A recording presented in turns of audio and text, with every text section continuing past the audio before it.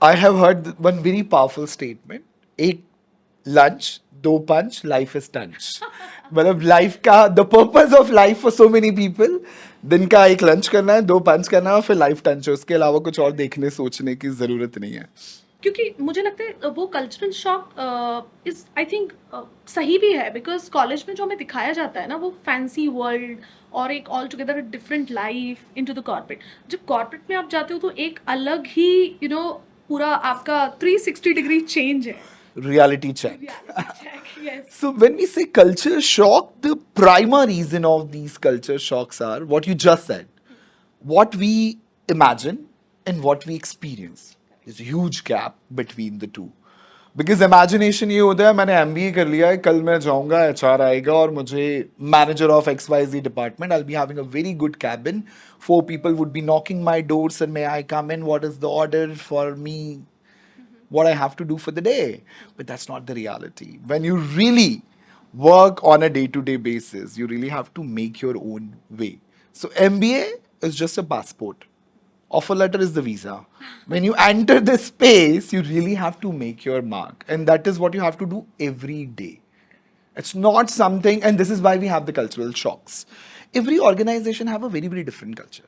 हम हमेशा HR induction में अपने टीम को vision mission core values of organisation बताते हैं. बहुत सारी बड़ी लोगों को लगता है सिर्फ बोर्ड पे लिखी जाने वाली चीज़ें हैं या HR इंडक्शन का 60-70% टाइम कंज्यूम करने के लिए HR ने इनको अपनी PPTs का हिस्सा बनाया है. But I strongly believe when you align your self with vision, mission, and core values of the organization, especially the core values of the organization, you would not have the cultural shocks.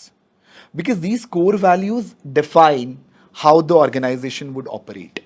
हम बहुत बारी इनको overlook कर देते हैं ये तो सिर्फ वो एक एम्बलम बनाने के लिए बना दिया है लिखने के लिए लिख दिया है but that's not the reality.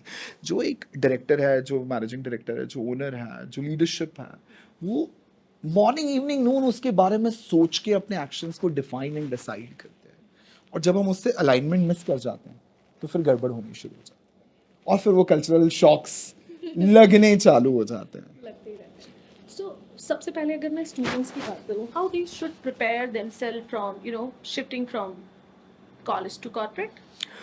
HR world में एक बड़ा सॉलिड एब्रीविएशन है AKS, attitude knowledge and skill. बहुत बारी हमको ये लगता है कि इन 3 एलिमेंट्स के बेसिस पे मेरा करियर सक्सेशन शॉर्ट है. अगर मेरा एटीट्यूड पॉजिटिव है प्रोडक्टिव है मेरे पास नॉलेज भरपूर है जो भी फंक्शनल नॉलेज टेक्निकल नॉलेज की रिक्वायरमेंट है एंड स्किल सेट अपने आप को अपबीट रखने के लिए मेरे पास में है so I can be a successful professional. Now the time has change. अगर आप अपने आप को कल्चरल शॉक से बचाना चाहते हो ट्रांजिशनल शॉक से बचाना चाहते हो आपके अंदर सबसे इंपॉर्टेंट ए जो होना चाहिए विच इज़ अडेप्टेबिलिटी एजिलिटी. हम बहुत सारी बारी अडेप्टेबल नहीं होते हैं. आज की जो वर्कफोर्स प्रिपेयर हो रही है बहुत बारी हमको लगता है माई वे और high way. Either I function this way और आई नॉट फंक्शन एट ऑल. तो अडेप्टेबिलिटी वो फ्लेक्सिबिलिटी वो इलास्टिसिटी टैलेंट के अंदर लिमिटेड होती जा रही है. मैंने एक एक्स लैंग्वेज लर्न करी अगर आपने मुझे एक्स प्लस वाई के साथ काम करने के लिए कह दिया है ऐसी टीम के साथ कोलैबोरेट करने के लिए कह दिया है जो मेरे डोमेन से डायरेक्ट रिलेट नहीं करती है we would start having a rustle जहाँ पर एक कोहेसिव एनवायरनमेंट नहीं बन पाएगा. हम प्रोडक्ट पे से फोकस हटा के पर्सन पे फोकस शिफ्ट कर देंगे and this is what is happening everywhere. तो अडेप्टेबिलिटी नहीं होना सबसे बड़ा रीजन है. मुझे बहुत बारी लगता है कि स्टूडेंट अपने आप को शुरू से अडेप्टेबल बनाएंगे. हम कॉलेजेस में बहुत बारी देखते हैं because we go to a lot of colleges in a capacity of guest lecturers.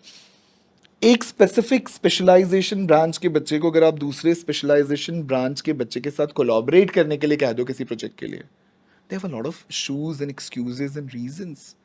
Now imagine while you are entering into a big setup in an organization.